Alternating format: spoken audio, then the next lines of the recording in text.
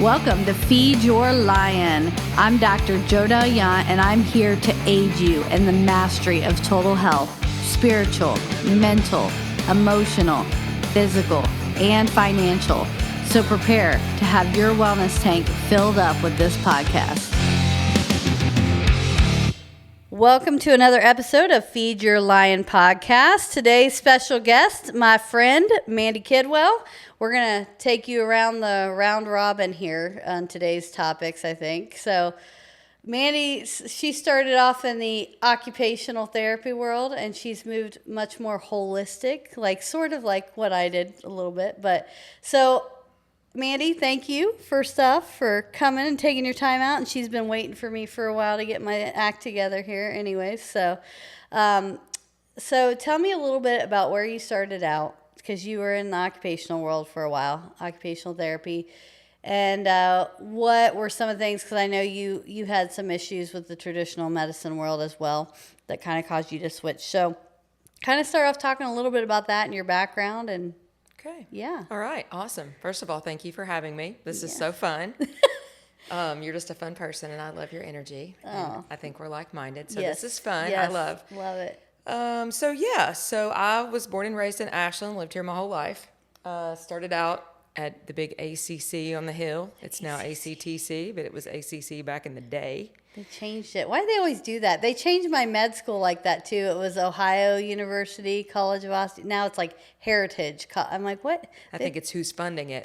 That's what it is. Yeah. Yes. Where the fund. And Okay. it's a technical, right? They put in more technical programs, so that's a good thing. Yeah. Yeah. But so anyway, back in the day, we won't say what year, but back in the day, I went to ACC.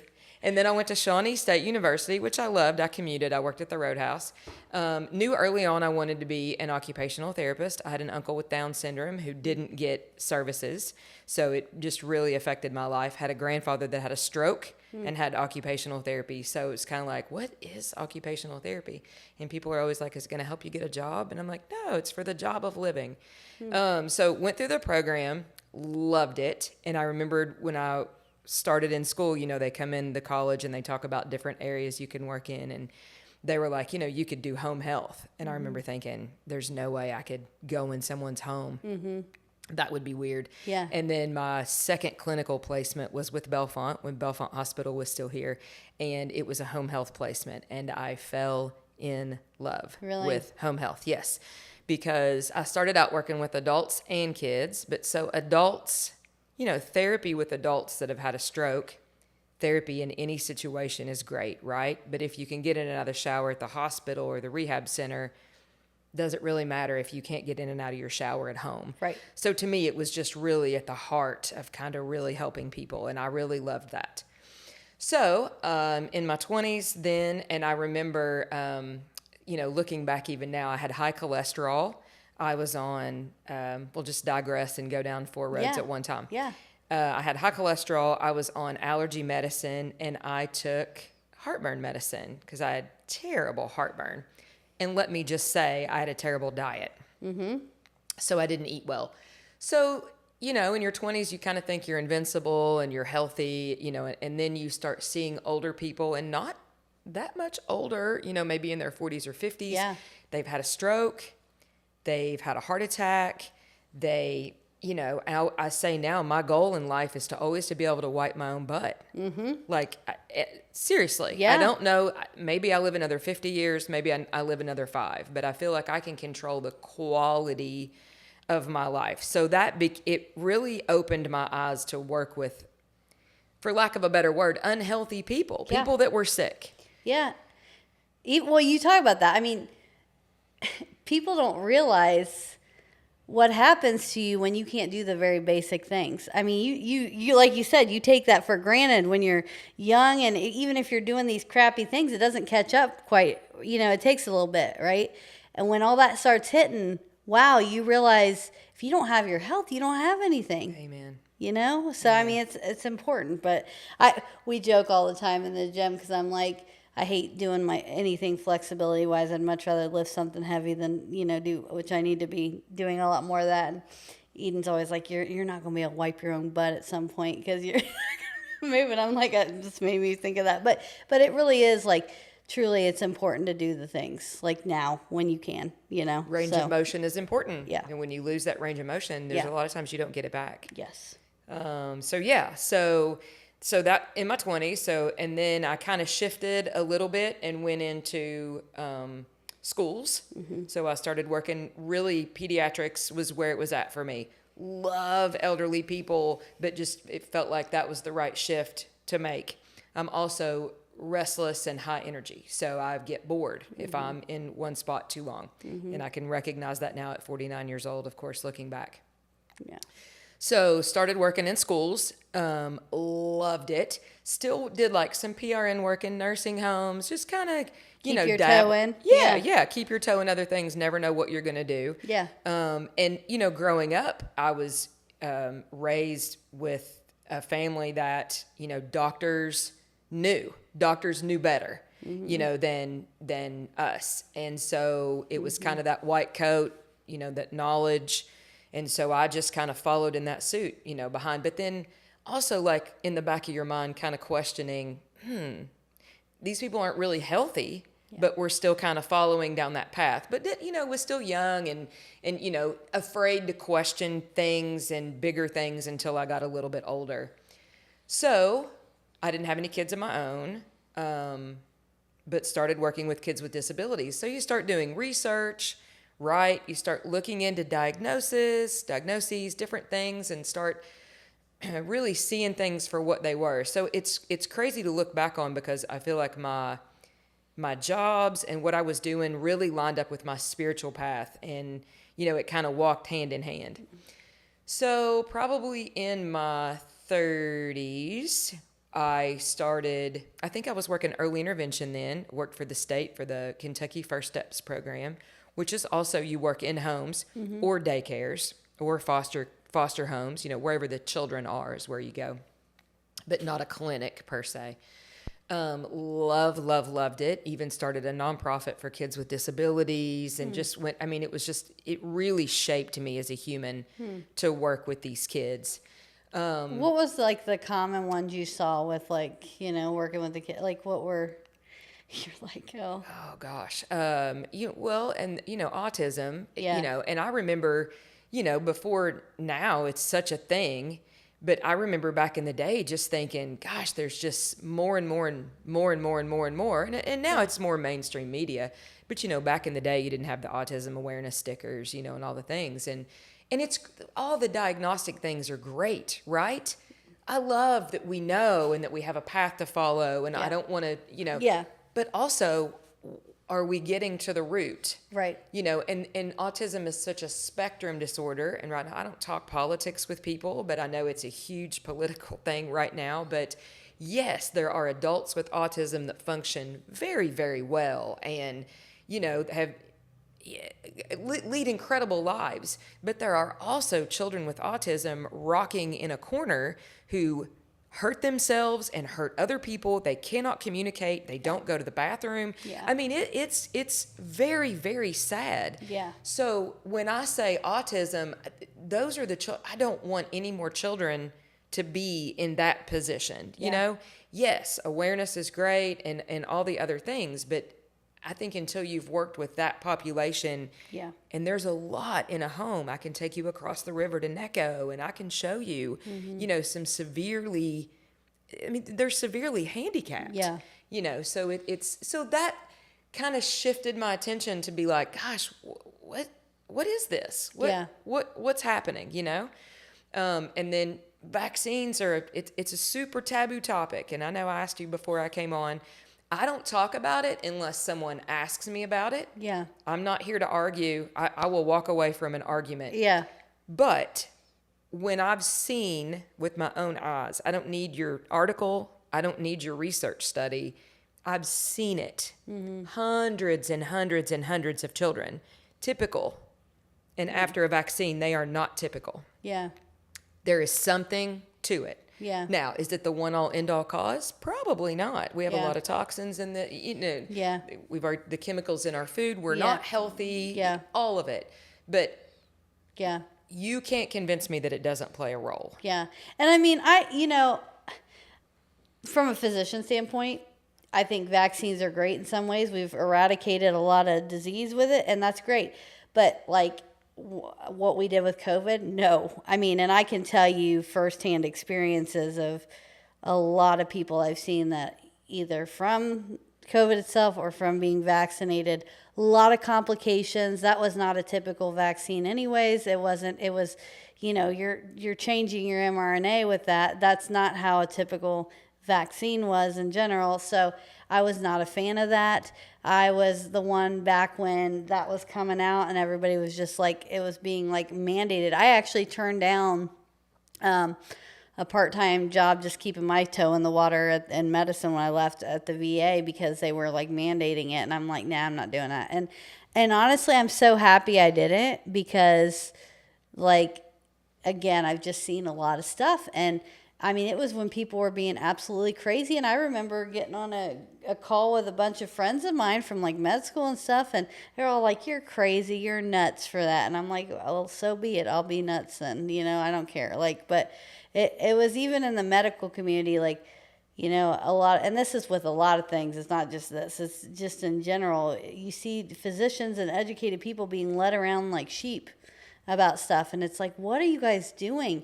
Like, everything's about money and greed and the corporations and the systems, and I'm like, this is not like, and I've said this over and over again. I get on my rants about these things, but anyways. That's a rant I'll get on with you. Yeah. And I think a lot of people do, and it's right, social media, but then what do you believe and what do you not believe? But I think it's becoming more popular that we're not just blindly following anymore. Yeah. We're starting to do our own research. And, and it's scary, fear. I mean, I have a daughter. She's not vaccinated. She had a few when she was little that I spread out. Yeah. She's had whooping cough, and I didn't talk about it at the time because I don't want to be, you know what I mean? But yeah. She's very, very healthy. She's never sick. She's never been hospitalized, Yeah. So she was on antibiotics one time for a tooth. And so it's like, gosh, I'm kind of doing a research study in real time. Yeah. And then the other thing I think that people don't know is the whole protection with the vaccines and the, what? Mm-hmm. I mean, if you get vaccine injured, a lot of people don't know that. If I have a good product, I don't need to be shielded from because... No, you're right. Because you look at who was affected more with COVID, with flu, with anything, right? You've got people with a bunch of comorbidities. You've got obesity. You've got like all these chronic things. These are things that cause a worsening time for these illnesses. It's not just COVID. It's a lot of these things. You're right. If you have a healthy vehicle that's well cared for, you're eating good whole foods, you're taking care of yourself, you're exercising, you don't have the same level of risk for these things. It is about the vehicle. You're 100%. I couldn't agree more there. So, anyways. But anyway, it's not, and I'm all about, like you said, let's healthy research, let's do some facts. Let's take the money out of it. And then let's see what happens, which is always interesting to me. You see, this is kind of going along that line too, but even like a lot of the food studies and stuff and how it's really insane that like our information and these recommending bodies they're so biased.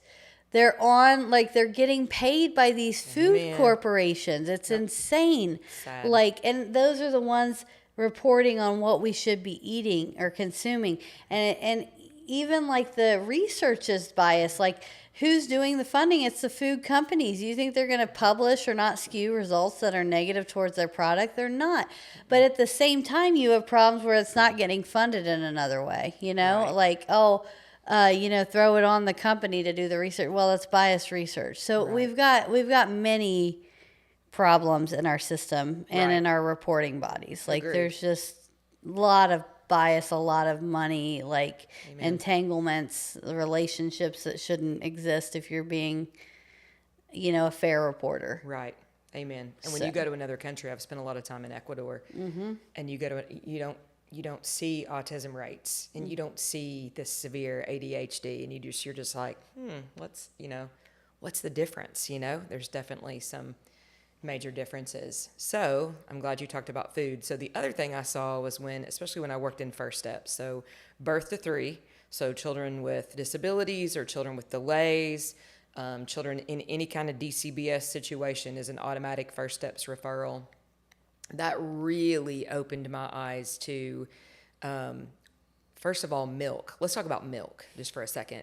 I don't know, and I haven't done a whole lot of research on, again, I don't need the black and white paper. I saw it in my kids. I would have kids, I'm talking multiple kids, this isn't a rare occurrence. They would be addicted to milk. Addicted. They wouldn't eat food.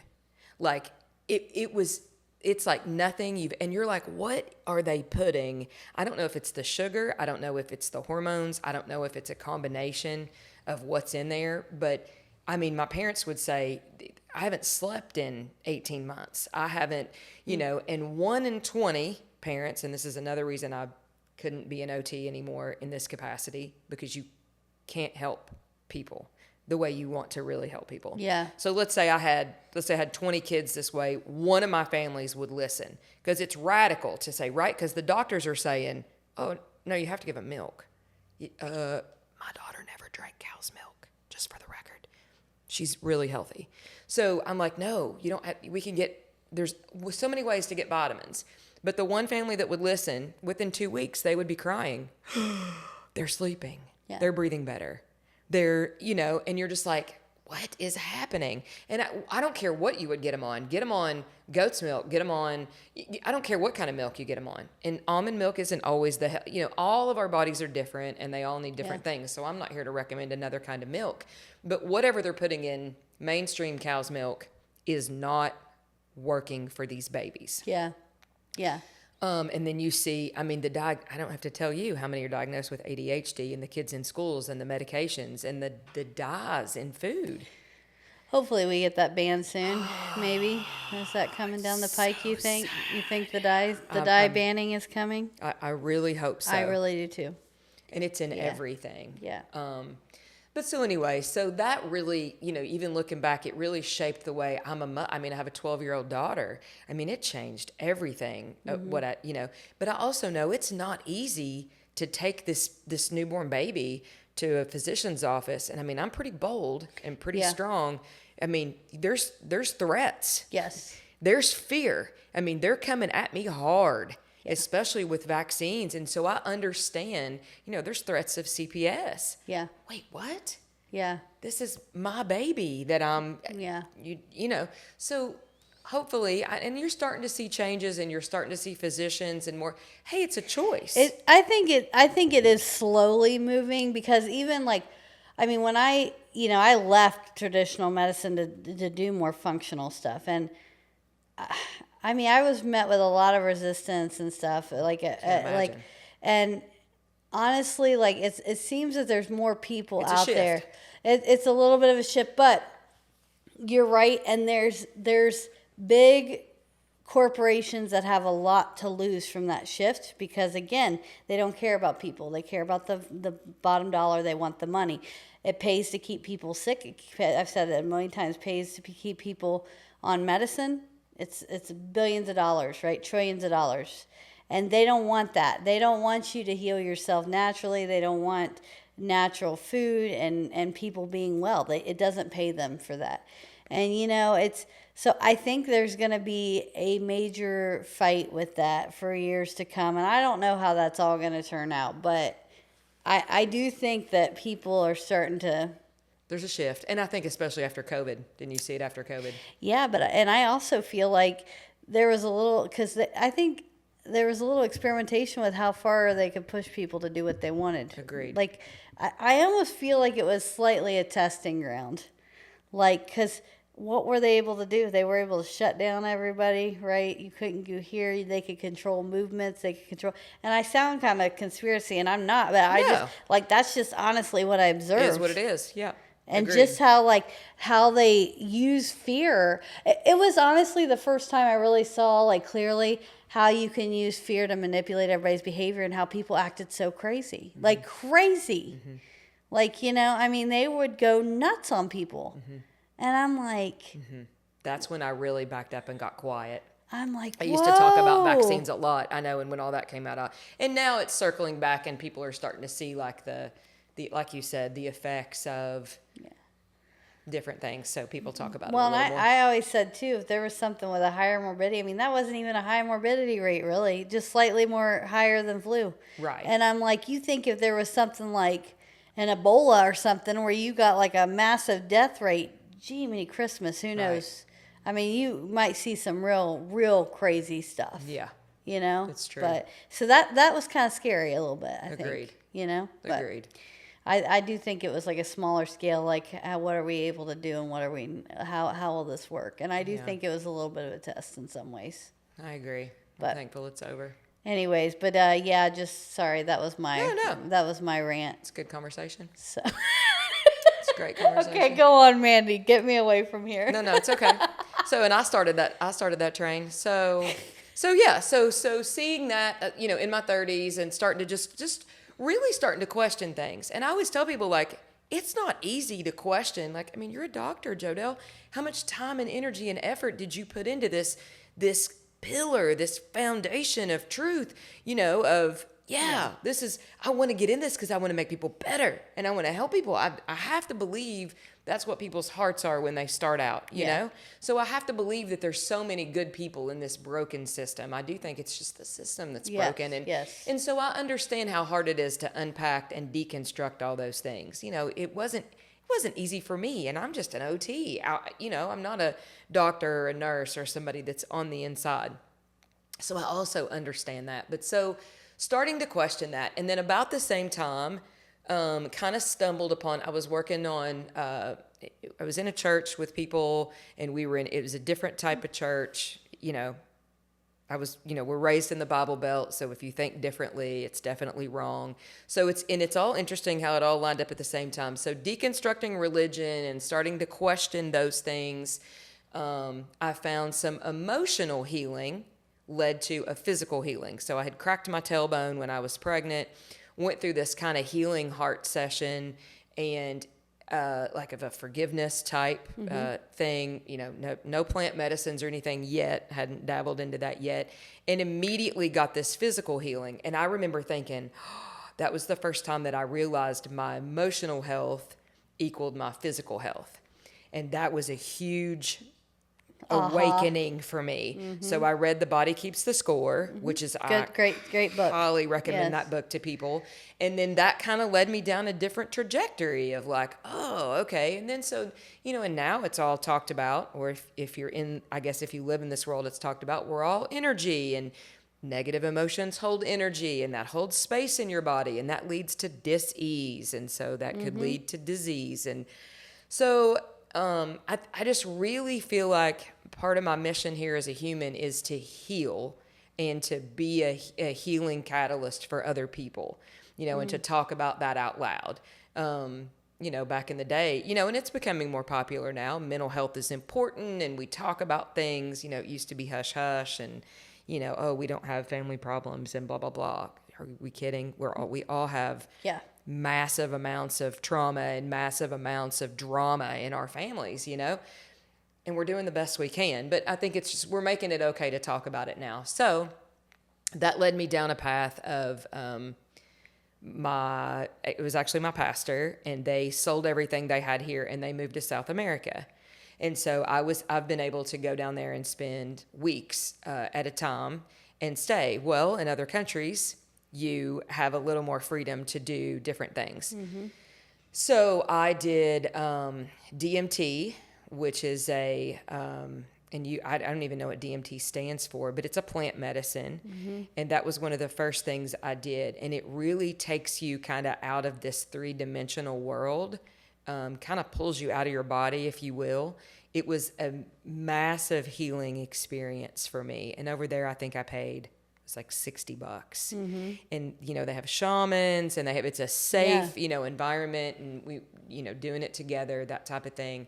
So I think, and I always tell people, like, I need to go back and build a bridge, because when you talk about DMT or you talk about ayahuasca, you can actually do ayahuasca in Kentucky, which is another plant medicine. They do it under the name of spirituality of a church. There's a little bit of a loophole there. Yeah. And then, psilocybin mushrooms. And now mushrooms are almost in everything. I prefer clean, organic. Yeah. I'm not really into the ones that we just get at the convenience store or whatever. I don't know what they're putting in those packages. But now there's all kinds of studies on PTSD and Microdosing with psilocybin. Yeah, that's becoming a big topic. I think mushrooms, and I'm jumping topics, but I Yeah. lost my husband 2 years ago to cancer, and I think psilocybin mushrooms probably saved my life.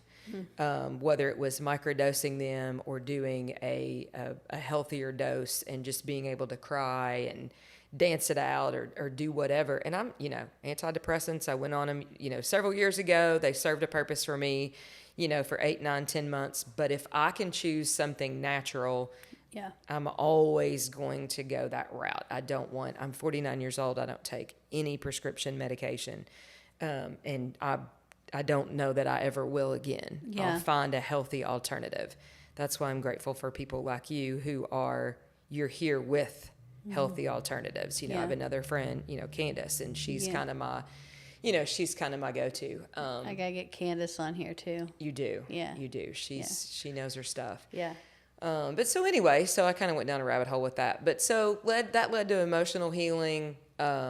Really just led me down another rabbit hole of like energy medicine, Donna Eden, Eden Energy Medicine. That's a great book, Energy Medicine for Women. It's literally, tracing meridians and simple things, tapping. You're not putting anything in your body. You're literally using your hands. Our hands are made for healing.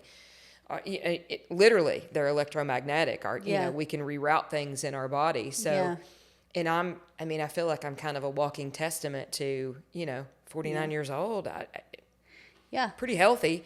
And I eat clean, right? I'm pretty hard. I'm carrying my Starbucks around. I know.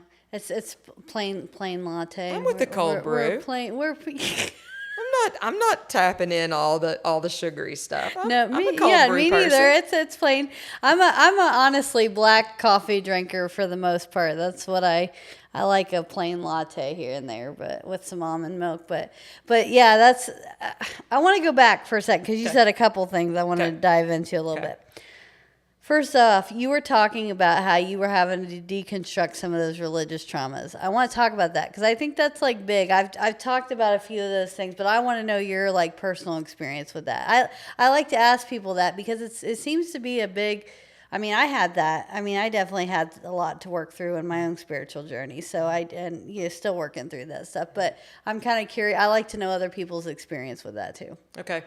And I think, again, if you're raised in church, that's kind of right. It's your truth. You grow up. What kind of church were you? I was raised in a Baptist church. Okay. And my parents weren't hyper religious by any means, but it was just that, I think the most, and you don't see it at the time, right? So you get out of it, hindsight's 20/20, and look back. But the fear of hell. Yeah. That's a real thing. Especially in a Baptist church, yeah. I was raised pretty close, like a 3CU, and it's not like, here's the thing. I still think that kind of stuff that's real, I still believe that, but I also think that we focused way too much on trying to scare people instead of just saying, like, this is a relationship thing. Everybody's relationship looks different. It feels different. You can't base that off somebody's, everybody is different. And what's right for somebody is not going to be right for somebody else. And, to have a respect for that and to have enough confidence in your own relationship to not have to, judge everybody else.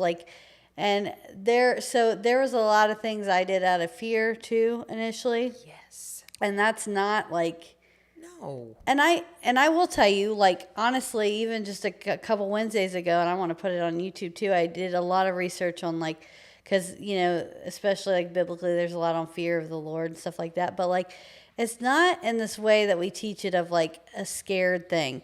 It's in a way of you're in such awe of a perfect being, right? It's such a respect and a reverence for that. And just going through what that actually looks like. Versus what we as humans have kind of twisted. It as. Mm-hmm. And let me say, and I always like to say this, I remember thinking, and go study it out. That's the thing. we could have a whole 6-month process on that. It Yeah. took me months because I thought, oh my Lord, I'm going to hell. Like if I'm questioning every foundational truth that I was raised on. So I understand that's not an easy thing to break. Let me Right. say that. Right. Because it's really not. But when you go back and study, the concept of hell has only been taught for about 150 years. And people don't know that.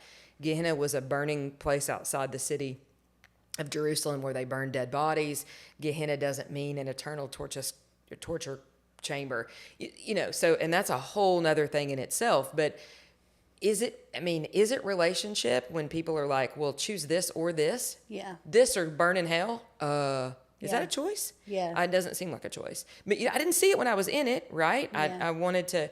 And then the other thing I think religion does to people, it's that cult mindset. We're in, you're out. We're right, you're wrong. Yes. It's separate. It's an us versus them, which I hate. Yeah. And then, like you said, let me respect you. We don't have to agree. Exactly. Hey, but let's walk in love and respect with each other. Exactly. We're all humans trying to get this thing. We're just trying to walk this thing out.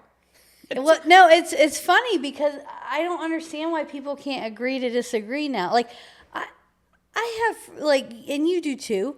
There's so many friends I have. A to Z. I don't agree across the board different. Amen. I don't have to agree with you on everything. We can have some fun debates. I love doing that. Let's have some fun debates. Right. But we still hug it out at the end. We love each other, right? Amen. Like that's like where have we lost that along the way? Where do we have such a hate and a like anger about like the stupidest stuff? I mean, you see it everywhere in society right now, and I'm like, why? I can have friends of all different kinds, and I don't like have a problem. Like, what is the deal? Like, I think religion and politics have a lot to do with that. Yeah, but this like spewing of this hate over just have fun with your disagreement and be done. Like, you don't have to. It doesn't mean you can't. Angry. There's plenty that you can form a bond with that doesn't, you know what I mean? I don't know. No, I 1,000% agree with you. It's crazy to me, but. And then I think the other thing, just with religion, I think the destination mindset, and again, you didn't see it till you look back, but I think the destination mindset of when I get there, I'm going to be happy. And I think that's really like a deep rooted in, when I graduate college, when I have this much money, I'm going to be happy. When I do this, I'm going to be happy. No, you'd be happy where you are. Yeah. And then like the focus on the afterlife, like, well, it seems like whatever you believe, I came to live and experience this life. I didn't come here to be miserable, right. And I didn't come here to grit my teeth until I get to the other side, or that seemingly isn't very fun. Yeah. So I think deconstructing all those things has been, and I still believe in God. There's a God. I don't believe in an angry judge anymore, as religion taught me. You know what I mean? So. Yeah. No, I'm curious. I love hearing what people have experienced, like in their growing up. I mean, it's just always been it's interesting. And then I want to talk more about like your husband and your journey with that, because I know you've been to the depths with that one, and you've kind of like, I feel like you're really using that experience to bless other people. Thank you. So, and I think that's amazing. Yes. And I just want to know like how you like kind of got to that. And okay, so so he was a yes sir, and if he was sitting here, I would say the same thing, because he knows. He was a follower. If someone told him, if a doctor said, this is what you do, he didn't question. He didn't anything, which is hysterical that he was married to me. You know what I mean? That's how it goes, though. We were black and white, but we were great together. And that man, I mean, he was just so good to me. And, so all that. But that's just who he was.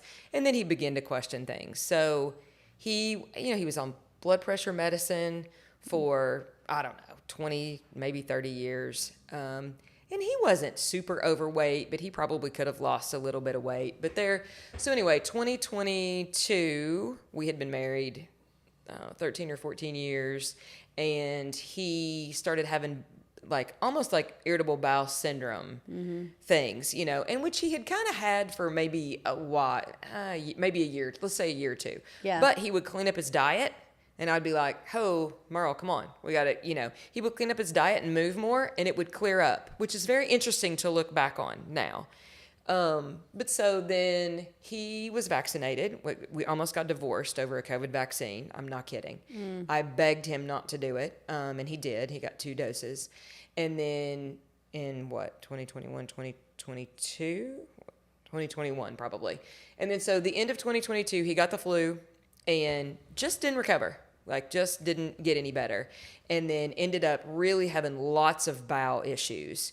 So they scheduled a colonoscopy in January. I think it was January 14th here at KDMC. They found a 10-centimeter mass. It was colorectal cancer. And, you just always think, it's never, you hear of other people and you're like, that's never going to happen to us. He was 53. So not old. Yeah. So he had just retired. He was a school teacher at Russell. So he had just retired 2-3 years prior to that. And so, I mean, I don't think I could speak for 24 hours. I mean, I just cried. I didn't know what to do. I knew I didn't want him to do chemo from the get-go because that, to me, that's not a solution. Chemo has saved people's lives. Again, you walk your walk, and but I knew I didn't want him to do that. But so 2 weeks later, he was scanned. It was already in his liver, and he had a spot in his lung. I had, ironically, about 8 months prior to that, met a guy that had beat stage 4 cancer twice, and he had gone to Mexico and found a place. Now, he did multiple things. Yeah. I mean, it wasn't just Mexico, right, but that was part of his healing journey. And I thought, that's all I needed to know. Oh, one person did it. We can do it. Yeah. It can be done. There's a path to follow. Yeah. You know what I mean? So we immediately planned and went to Mexico. At first, my husband was like, well, wait, I can just go do chemo and go do, and I mean, I could tell by the look on their faces. Like surgery wasn't an option. Radiation wasn't an option. So we hadn't even been to the local oncologist yet. We had gone to Lexington to a colorectal surgeon, but I could just tell by their look, you know what I mean? So we packed up and went to Mexico. I learned what I did not learn. I do not eat food from a microwave anymore. And that's a personal choice. When you watch someone wither and die of cancer, there's certain things that I will not go back to. Yeah. Aspartame is one of them. He lived on Coke Zero and eating food from a microwave. And sugar. I'm all done with processed white sugar. Yeah. Honey, maple syrup, all day long. But I won't do sugar, and sugar's in everything. And sugar feeds cancer. Yeah, sugar. Yeah, no, it does 100%. And so you have to be really, people look at you strange sometimes. I don't really drink bottled water anymore. I mean, I have a Kangen water. There's just certain things that I probably can. And if I'm traveling, I have to drink bottled water. But I don't, the plastics and. Yeah. Listen, I mean, like you and I said before, how many people right now do you know of cancer? How many people do you know have died of cancer? It's a pandemic. It's very prevalent everywhere. Yes. It's scary. So we go to Mexico, and I learned so many things. We come home with tools in our pockets. I spent in total $80,000 out of pocket. Wow. And this community rallied around me. My Lord, I'm so grateful. I had, things were given to us, all the things. But so we come back, and Merle got scared, which is, it was very scary. So we ended up going to the local oncologist here. And that was hard. And part of me wants to write a book about it because the system needs to change. And what I mean by that is, when we went to that appointment, Merle's perspective was, oh, they're going to hook me up to chemo and I'm going to get better. That was his perspective. So I let him sit and ask all the questions to the doctor, and I quietly, until he was finished, and I said, it's my turn. And I had learned a lot. So I said, this is what we did in Mexico. He wasn't interested in what we did in Mexico. It wasn't FDA approved. He didn't want to talk about it. I begged them to put a port in for vitamin C because vitamin C has been proven to fight cancer. I had to go under the table to get a port in for vitamin C. They don't want to do anything if it's not insurance reimbursable and it's not quote unquote FDA approved. And if it's not in their protocol, I'll say. But the part that really bothered me out of all the things I could talk about with that process was there wasn't transparency. And by transparency, I had to twist the doctor's arm, if you will, to get him to say, you're going to die. That shouldn't be. that shouldn't be. That's not okay. And so I just think when I walked out of there, I thought, how many Merles are there that go in those, and it's the white coat syndrome. They know more than me. And hey, this is what we're going to do. And so I said, I want you to look at Merle and I want you to tell him all the side effects of chemotherapy. Don't hold back. I want you to tell him. And so he goes and he didn't offer that information. You had to ask for it. Yeah. I had to ask for it. Irreversible. And there's a list. You can Google it. But so then I said, okay, what I heard you say was, you're going to hook him up to chemo until he dies. And he said, he started to backtrack. And I went, no. That's a yes or no question. Yes or no. Don't look at me. Look at him. That's what it took to get a solid, honest answer. That's what bothers me. There's false hope. Lay all the options out on the table, then let me choose. I'm paying for my insurance. I'm paying for you. This is my body and my health. But we don't question. We go in and we're not. I should be able to ask any question I want. Like you said, let's have a conversation. I'm not yelling. I'm not angry. I'm not threatening. I just want the truth. Yeah. And so leaving that to me was mind-boggling and made me very, very sad. So he ended up doing 2 rounds of chemo. At the first round of chemo, they offered him birthday cake with sugar in it. I mean, I thought Are you serious? Dead serious. One of the nurses offered him birthday cake. And I looked at her and said, do you know that sugar feeds cancer? They look at you like you have 3 heads. I mean, I have a man full of cancer. I was juicing for him. He was not eating dairy, eating very little meat. Everything that was going in his body was very, very clean. I threw away pans. I mean, his body was in dying mode. We needed every life, so I mean, that was frustrating. So I said, if I'm not here, he's not to have any of your food. He has water, he has snacks, he is ready to go. Please don't offer him sugar. I had to say that out loud. They thought I was crazy. I'm probably on a poster up there somewhere. You know what? It's insane to me that you're talking about cancers and they don't discuss food, which is like never discussed. Huge. It's so huge. It's the reason why we have more cancers anyways, like because of all the crap and chemicals and new things we introduce. And the fact that like that is such a blaring red flag to the state of things. Let's give you cake with your chemo. Like, you know what I mean? So and disheartening. I'm not saying like, okay, you know what? I'm not going to lie to you. If I knew I had probably 6 months left to live, I'm probably going to do all the stupid things because Deal. Because like, I'm dying anyway. Anyways. Fair. Like That's I might as well just enjoy my like last bit. But you know what? Like not when you're going somewhere for treatment and you're trying to improve. You know what I mean? Like that's just not appropriate. And so I feel the need to like apologize to you on behalf of like the current system because it is broken. And you're right. I totally agree with you what you said earlier. There's good people in a broken system. Absolutely. That nurse was there to help people and she's given her heart and I'm sure she's walked people to cemeteries and she's walked people to healing and everything in between. So it's not her. And that's why I don't, that's what keeps me from not being angry. Honestly, it's the system. It's not people. Yeah. And that's the other thing, like you just said something that just made me realize like, I did not think he would die.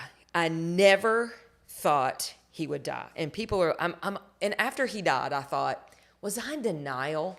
Like I really had to deep dive and look at that for a minute. No, I wasn't in denial. I went to Mexico. I saw people with stage 4 cancer get better. Yeah. I met them. I touched them. We had a plan. So I knew. So if I had known and I'd have thought, okay, this is it. We're going to hospice. He's going to die. I'm going to go get him a McFlurry. Yeah. I'm going to go get him whatever he wants. Yeah. But I never, ever it would have been easier. And that's what I said. Like, I felt like I had to defend myself for a while, and I don't feel that way anymore. But who puts a human on their back? Who literally said, I'll take on this? You know, looking back, I thought, oh, I can't believe I did that. It would have been way easier for me to just drop him off at King's Daughters and get chemo and eat the cake. Yeah. And let me just run through Chick-fil-A on our way home. I'm not knocking Chick-fil-A, but let's just, then I don't have to juice and I don't have to cook. It was my we did coffee enemas. We did, I mean, you did it all. Yeah, it was my full-time job. I flipped every stone. So I have zero regret about what I did. Mm-hmm. But there is a little piece of me that just thinks, God, if I would have known that was it. It was the higher calling, you know, and I don't think God hand plucks people to die. Like, get me started on that. But if I would have known that, you know, he loved Coke Zero. Let's go get him a Coke Zero. But I did not think he was going to die literally until the day before he died. So he did 2 rounds of chemo. It almost killed him. So King's Daughters finally come in and said, your liver can't handle it. Yeah. I think his bilirubin was a 7 or an 8. And I successfully got it back to a 1. We did 5 coffee enemas a day, and he rebounded. He didn't die until July. And that's why even then I thought, when we turned it around like that, I thought, okay, we're going to be okay. That about took him out because you know, chemo's filtered. What's it filtered through? Yeah, your liver. Yeah. His liver was already compromised. Yeah, you know, and I slowly he was on morphine, Dilaudid. That's when I found cannabis, and I found I had him on a gram a day, and we were doing the liquid. People don't know, all the things. Rick Simpson oil. I went down so many rabbit holes, but he was off of narcotics. And he did, looking back, he got to really live. He got to be present. He wasn't in and out of the hospital all the time. He got to be home. He got to spend time with his 80-year-old parents. He got to spend time with his kids. So it was the best case scenario. And then we went to the hospital the day before his kidneys were shutting down. And we just didn't know. And I thought he was dehydrated. I thought we just need a little bit of help. And we're going to be okay. By the time his numbers were, and they were like, his lungs he had multiple spots. It was just so fast growing. So 6 months, almost to the day, I buried him. But you learn a lot. And so looking back, yes, I was angry and I was all the things. But then after taking some time, I really, I have the language now to say, these people, I don't think they know, Jodelle. I don't think they, sugar feeds cancer. Like you said, you're not taught that in medical school. No. You can say that more than I can. Yeah. So I have to believe that they don't know. Yeah. No, you're not. You don't get anything, and I've said this multiple times too, on nutrition. You don't get anything on how to heal yourself. You don't talk a lot about what your mental state and your emotional state does to the physical, like you were talking about earlier. You don't talk about these things. Right. This is what we call this. Yep. This is what medicine we treat it with. That's what you're learning. That's it. You know, that's the end of the story, and it's not. We're much more complicated creatures than that. There's many interactions at play, and what we're putting in affects things too. And that's, it's just, that's why I needed more to the story than, that's why that was a big part why I got out. Amen. I can see that. And am I grateful for emergency medicine? Absolutely. Right? Like, that's why I tell people, if you're having a heart attack or something, you need to go get that done right then. That's what it's there for. But that's such a small percentage. A lot of healthcare now is chronic disease, and we're not treating chronic disease correctly in any way, shape, or form. So, but man, what hard lessons to have to go through. I know. I really want to write a book about it. One day I will. You really do need to. One day. And then you come back on and we'll talk about your book. Okay. Deal. It's a deal. It's a deal. I'm on my 3rd one's getting ready to come out, but mine's fiction.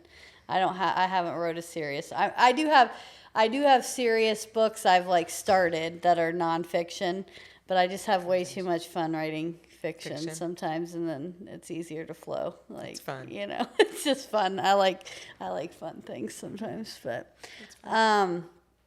okay. So now what are you doing?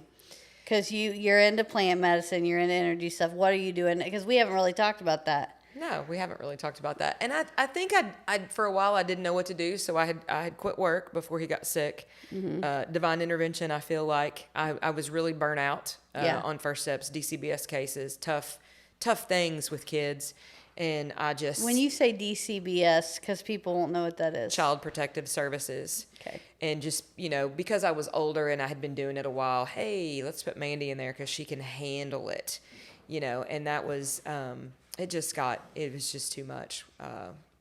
It was just too much. So I decided I wanted to change gears, but I didn't know what to do. Yeah. So I had just flipped a house and he had retired and, financially we were in a good shape, a good position for me to kind of switch gears and figure out what I wanted to do. Yeah. So I quit. And then he got diagnosed in January, lost him in July. That was 2023. So then I didn't know what to do. So I kept my OT license active, which is still active.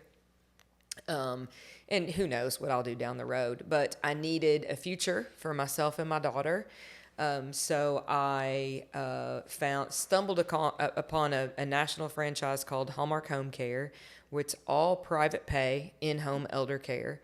I don't have to tell you, there's another system that's broken. Medicare, we're just not doing a good job with our elderly. And then the high rates of dementia right now. My father-in-law's in a nursing home right now, and it's $12,000 a month. $12,000 a month. You know what my plan is for that? I'm ready. Cruising. Yeah. Do you know that? You've seen that? People. All the people Yeah. that retire onto the boats? Yeah. You think about that. You got a doctor on board for Yep. if you had something serious. Yep. You have food. You have a maid service. And you get sunshine all the time and Let's do it. happy people. Let's do it. That's my retirement plan. That's a great plan. For if I have to go in a nursing home, I'll be like, no, just send me to the boat. Send me to the boats. I know, it's sad to see. So I feel like my years of home health, being an OT, and then being a caregiver. Like I thought I had compassion for people that were caregivers. I didn't know jack squat until the rubber met the road and you do it 24/7. There's nothing harder. So that's what I'm doing now, which has led me to meet you, which is fun. So back in I've never, I've ran nonprofits but I've never owned my own business and done marketing and put myself out there. So I want to build a future for myself and my daughter. I don't know what I'll do with healing. I think definitely I do one or two women's retreats now. Yeah. Where we sneak off somewhere and I teach the things that I've learned. Yeah. And then I grab some practitioners to go with me. Candace is one of them, some sound healing, some energy healing, some healthy food, some talking about emotions and, just giving women some tools. I'm really passionate about that. Yeah. So I don't know what I'll do with it, but right now it's just retreats and that is what I'm doing. Yeah. And not really making money in it, just enough money to pay for give it. the little practitioners a little bit of money, make it worth their time. Yeah. Which is really fun. We'll have to coordinate with that sometime. I would too. love that. We could have some fun, do a couple talks. Okay. I would Definitely love game. Honestly, I like doing a lot of stuff too with helping women and stuff and equipping people with information. Amen. I mean, There it a is. lot of it's just they just don't know. Yes. And Agreed. you don't know what you don't know. And the more you learn, the more complicated, the more you realize you don't know. But I don't know squat. Giving people enough to Yeah. get started, and it doesn't have to be crazy. Just some simple things that could make a difference. One or two little shifts. Yes. Agreed. So. Agreed. Well, is there anything we kind of went around the gamut here? We did, but I felt like we talked about a lot of great things. We did, but is there anything specific that you wanted to say that I didn't hit on or that? No, I think we covered it. We touched on so many things. Do you tell people how they can find you? Oh, okay. Mandy Jackson Kidwell on Facebook. Okay. If you would have any questions about any plant medicine, I'll talk about that all day. I'll deep dive with you. I'm very transparent. What's your favorite plant medicine? Ayahuasca. Mushrooms saved my life. As far as helping me heal over time and the microdosing. Ayahuasca is a deep dive into some massive healing of things that you've had in your life. I did a 2-day retreat. Was that in Ecuador? No, I did it in Kentucky. I Oh, did it you did? outside of Richmond. Oh, okay. Peacefulmountainway.org is how you find them. They have the retreats and you can go do that. $300 to $600, I think. Yeah. Depending on, you do a 2-day retreat. That's a deep dive. But yeah, I would gladly go have coffee with anybody or do a long distance call with somebody that wanted to talk about that. More information on it. Yeah. And then as far as, Hallmark Home Care. Did they go into, I'm just curious because, people can have psychotic breaks and all kinds of stuff on that. Were they pretty good about going thoroughly into your medical history when they did that? That you fill out a complete questionnaire as far as all that goes. And then we did the more private one, a friend of mine, we had 2 to 2. So we basically had one-on-one care. And they both, it was a male and a female. So you kind of felt like you had both, whatever you needed. And I felt fully supported. Ayahuasca is a massive cleanse. So you purge. There's puking involved. Yeah. You have to be ready for that. Well, I was gonna say, I know people have had some really crazy things too, I've heard like schizophrenic breaks and not saying, and I've heard great things like you're saying. So I don't know. I just wondered if they had a good thorough process for weeding that, because it's not something I think people should take lightly. Because we talked about I was talking to somebody else, maybe it was Elaine or something, but about how sometimes I think people take that way too lightly. It's all over TV and stuff, and they make it light of it, but it's a serious thing too. And I think that's something. So I think having somebody to talk to who's done that and been through you have to be ready. Yeah, that's what I tell people. You have the medicine's really got to be calling your name. Yeah, because it's deep dive, deep, and it was massive healing for me. Yeah, and for my friend, it was a really good experience. But yes, you do hear of those things. Yeah. So and like I said, I think if you're in the right situation, but. Anyway, so that was another. No, it's okay. Little side road, but had to ask the question anyway. Glad you did. But okay, so they can find you, and you said your email. Anything else? Yeah. I have a website. You can Hallmark Home Care. Hallmark Home Care. Yeah, and then I have a Facebook group. You can Google as well. What's your Facebook group? Hallmark Home Care. Oh, that's your Facebook and your website. Okay. Yes. Okay. Yeah. You can .com it, and then it'll ask you. I won't give you my specific, but you can put in your local 41101 41139, and it'll pop to my specific. Gotcha. And then it's got my personal cell phone number on there if you need and also I'm also here to be an advocate. So if you have questions, even if you don't use me as a caregiver, I can talk the Medicare Medicaid game with you. Yeah. I can help you with skilled home health. I'm a great resource if you are a caregiver and you're burnt out and you have a family member. Yeah. I'm glad to have a conversation with you if I can help you in any way. Yeah. Even if you don't use me.